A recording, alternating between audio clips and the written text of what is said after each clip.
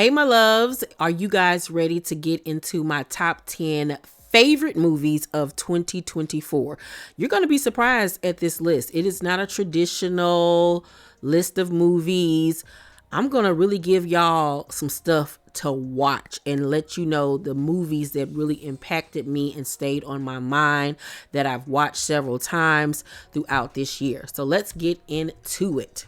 At number 10, we have The Piano Lesson, which is a film based off a famous August Wilson play. The Charles family grapples with family legacy and difficult decisions as they determine the fate of their heirloom piano, exploring deeper themes along the way. This film starred John David Washington as Boy Willie, Danielle Deadweiler as Bernice. You had Ray Fisher as Lyman, Samuel L. Jackson as Doker Charles, Erykah Badu as Lucille, Corey Hawkins as Avery, Danielle Brooks, Trey Byers. Gail Bean, the who's who of Black Hollywood was in this film.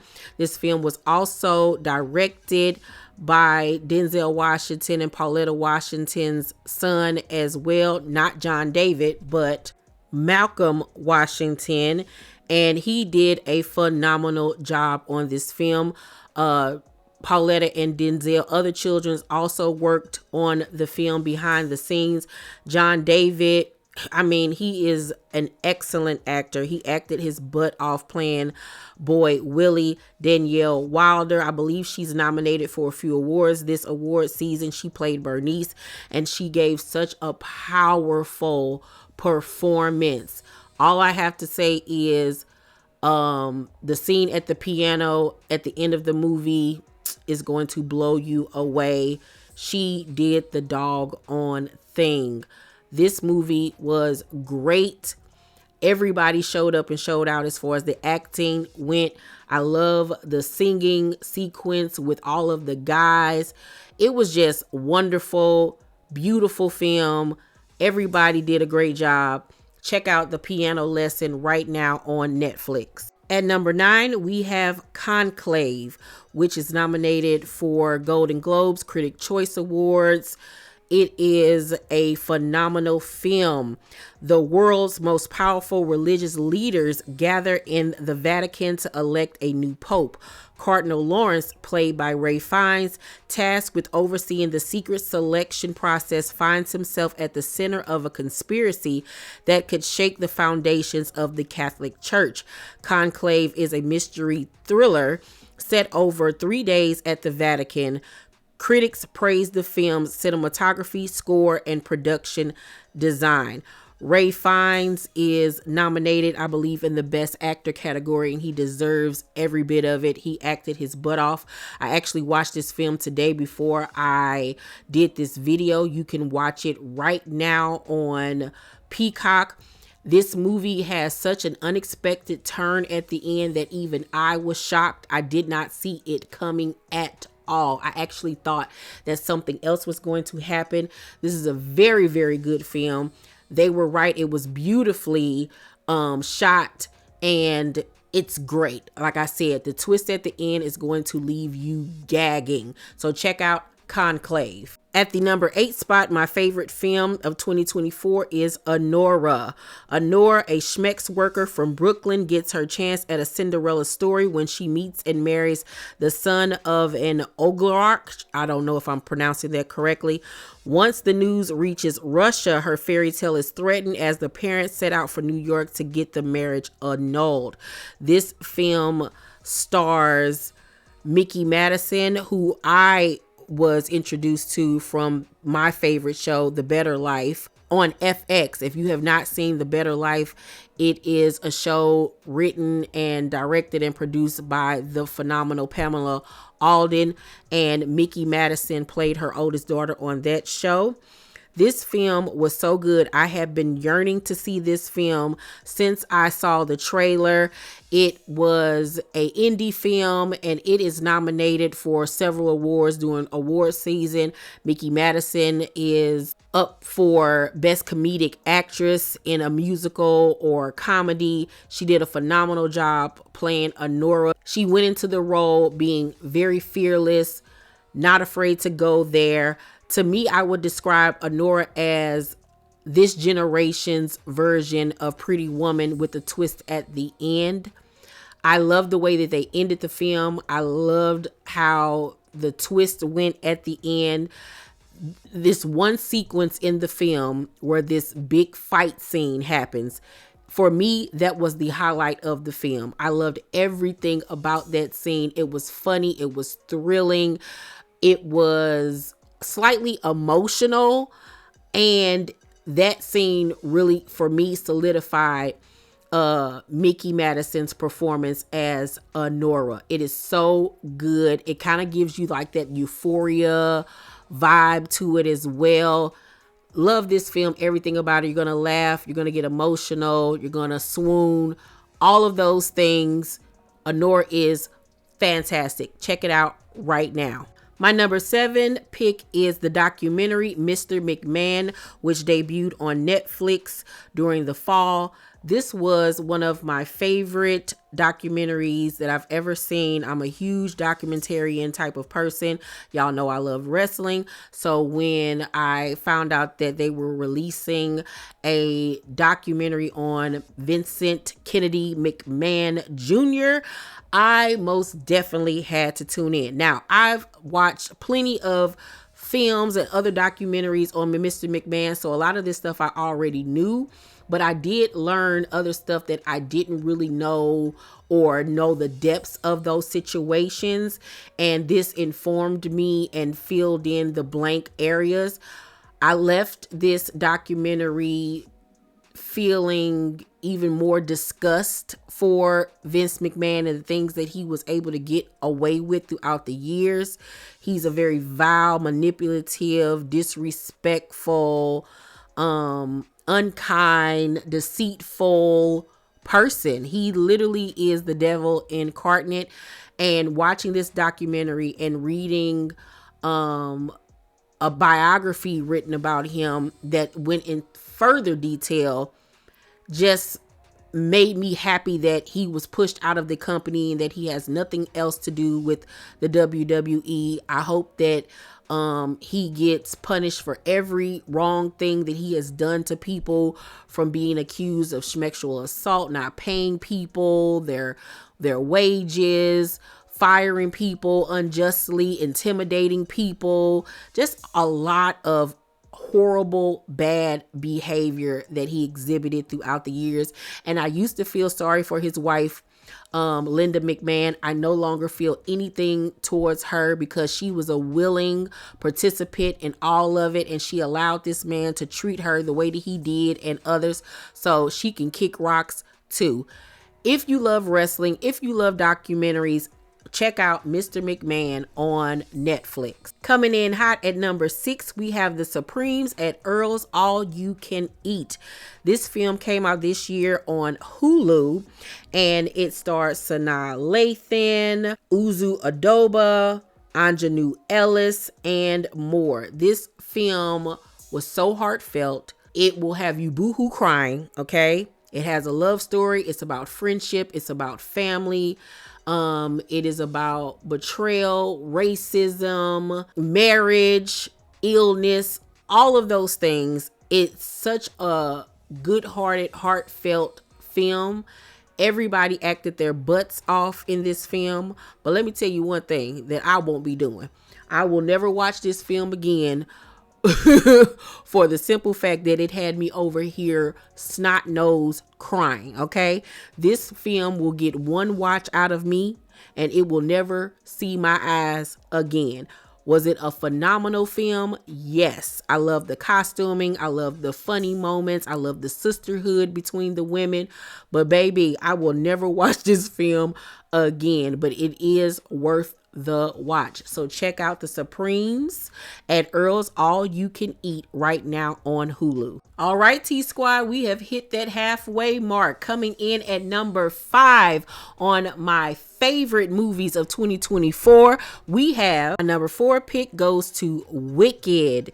Misunderstood because of her green skin, a young woman named Elphaba forges an unlikely but profound friendship with Glinda, a student with an unflinching desire for popularity popularity. Following an encounter with the Wizard of Oz, their relationship soon reaches a crossroad as their lives begin to take very different paths.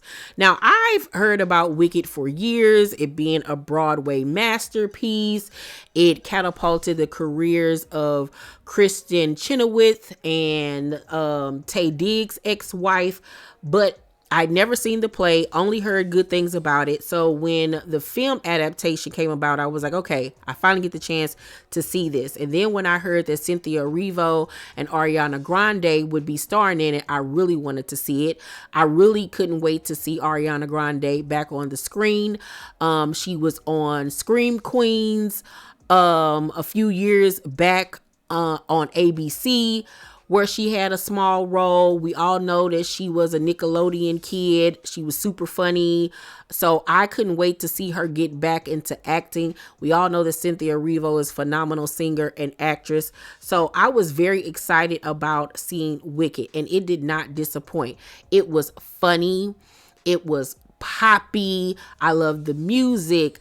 I love the singing. And the fact that Cynthia and Ariana sang live the whole entire movie, none of that was voiceover or dubbing. They sang live throughout the entire movie while moving, singing, dancing, running, doing all of these things. That was them singing live, which is a feat within itself. Ariana Grande was so charismatic on screen. She was the ultimate popular girl with a little mean streak. She was funny. She was ridiculous. I loved her wardrobe, everything about her. She was just the it girl.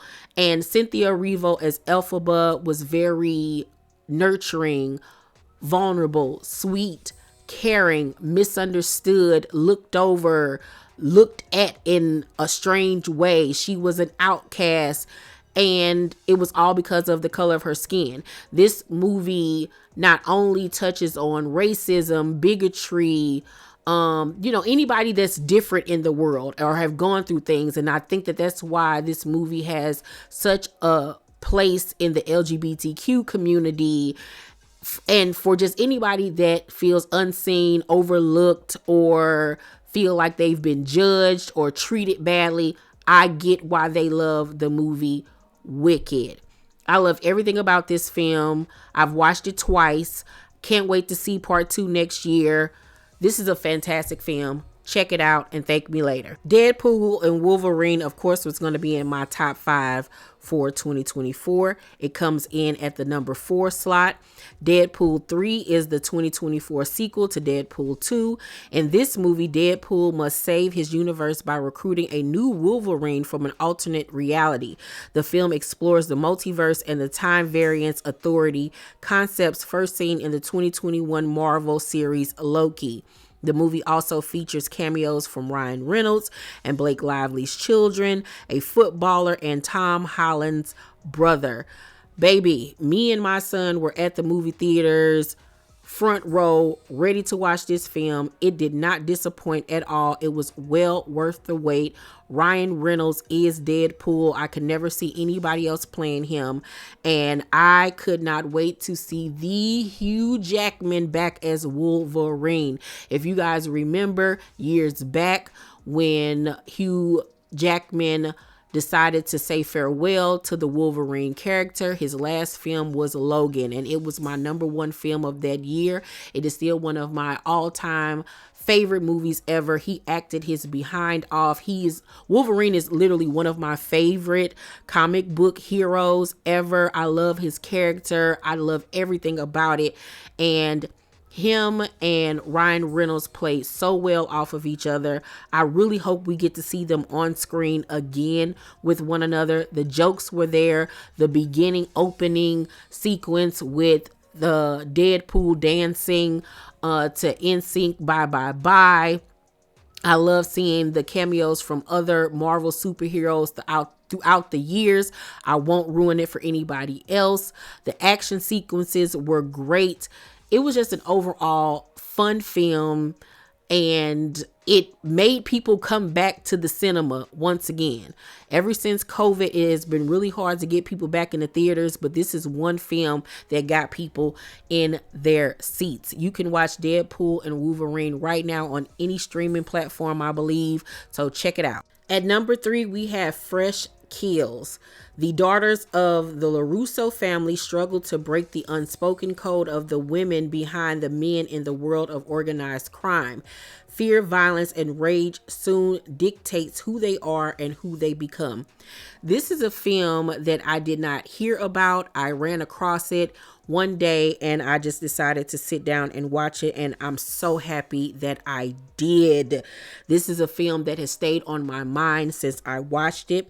It is directed by the phenomenal actress Jennifer Esposito, who also stars in the film. She plays the young girl's mother. Her name is Francine LaRusso in the film.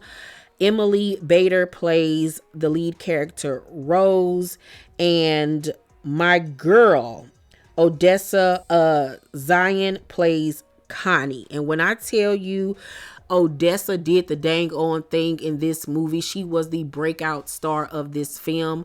And the reason why this film stood out to me so much is not only that it's a gritty mafia crime story that takes place in the early 90s, but what I love about it is that this story is told through the eyes of the women, which we don't get to see that much. And we also don't get to see a female antagonist that goes as hard as Connie's character does. Like, she's literally the muscle of this film. She's hardcore, she's unafraid, and she acts like a dude. You know what I'm saying? She steps up when her father isn't around, and it's a good thing and it's a bad thing. It's a gift and a curse. And Rose's character is very meek. She's very quiet. She's very shy. She observes everything around her. She feels everything, and she doesn't like her life. She doesn't like the life her family leads, who they are. And it's a conflict of interest because she loves her family, but she doesn't like what they stand for. This film is just extraordinary. I wish that it had more eyes on it. Jennifer Esposito did a bang up job directing this film. Please give it a chance and watch it. It is so good. It's one of the best mob films I've ever seen, and I've pretty much seen every last mob film there is to see. So check out Fresh Kills. At number 2, we have The Bike Riders. Over the course of a decade, a Midwestern motorcycle club evolves from a gathering place for local outsiders to a sinister gang threatening the original group's way of life. This film stars Tom Hardy as Johnny, Austin Butler as Benny, and one of my favorite actresses, Jodie Comer, as Kathy. This is based off a true story of a bike gang from back in the 60s. This film had me in a chokehold. Do you hear me?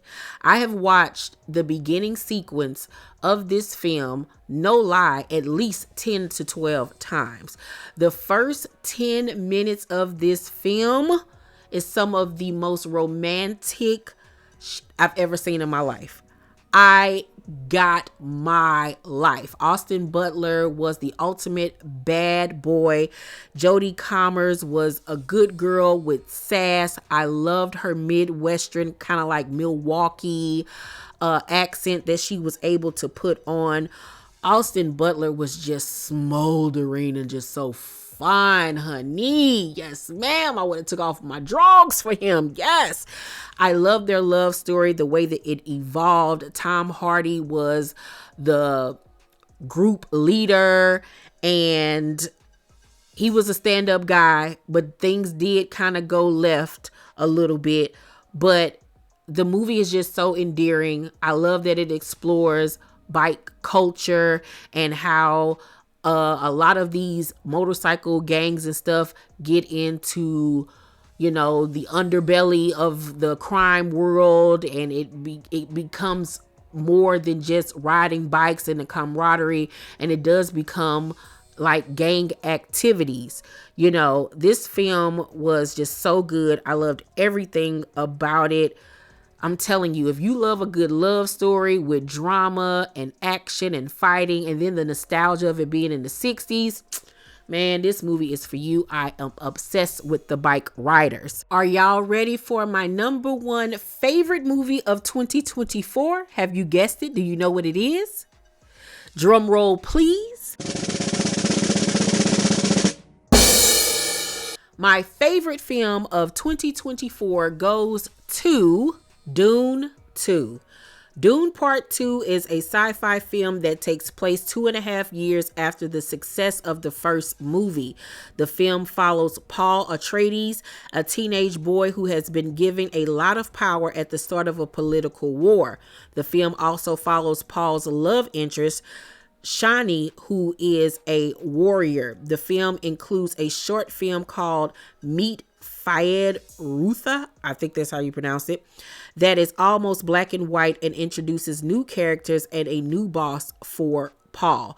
Now, mind you, when Dune Part 1 came out, I tried to watch it, but I didn't understand what was going on. So I didn't even finish it, didn't even bother to go back to it. But then I kept on hearing so many good things about Part 1. And then when Part 2 came out earlier this year, and it had so much buzz around it, and everybody was talking about how it was even better than the first one, I was like, okay, I can't be left out of this. So I sat down and watched the first Dune, and I fell in love with every part of it. Timothée Chalamet blew me away. Okay. Didn't even care that Zendaya was only in the movie for like 3 minutes. Didn't care about that at all, because Timothée Chalamet and my girl Rebecca Ferguson held it down. Then when we got to Dune Part 2, and Zendaya had an even bigger role, and her romance with Paul Atreides' character blossomed, and he was looked at as the basically like the new Messiah. But then you had the other side that were coming after them. Then we were introduced to Florence Pugh's character, Princess Trulan, and then Austin Butler played Fayed, a villain and a nemesis to Paul Atreides. And honey, Austin Butler played the mess out of his character. I love that when his character was introduced in this fight sequence, that the film went into black and white, and that was the short film that they were talking about in the synopsis. And it just added to the scene. He was menacing, he was cruel, he was vicious, and he still was sexy, even looking like that. I don't know how he pulled it off, but he did. And the whole entire fight scene was amazing. It reminded me of the movie Gladiator 1 and 2. Austin Butler transformed himself in this film. And then Rebecca Ferguson, who plays his mom, and her character goes through a major transformation from movie 1 to movie 2. Her role entirely changes, and she's called to this higher being level. I don't want to give too much away, but baby, I'm scared of her. Okay. That's all I got to say. I'm scared of mama. She's that girl, honey. Then you have Javier Bardem, who plays Stigler, and he was a proponent and a champion for Paul Atreides being like the Messiah. Josh Brolin played in this film. Dave Bautista is in here. Christopher Walken. I mean, this is just a stellar cast. Just the cinematography alone, okay, will have you gagging. The cinematography is so beautiful. The costuming, the storytelling, the action sequences, the love story between Shani and Paul Atreides, the betrayals.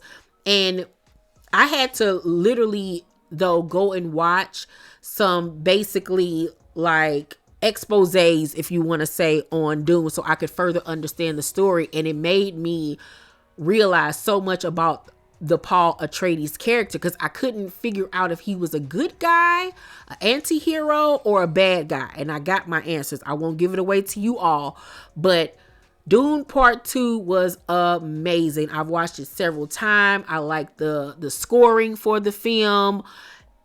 It was just so good, and the ending was magnificent. I cannot wait for Dune Part 3 to come out. I will most definitely be at the movie theaters, honey, when it drops, because Dune Part 1 and 2, baby, chef's kiss. Everybody did the dang on thing.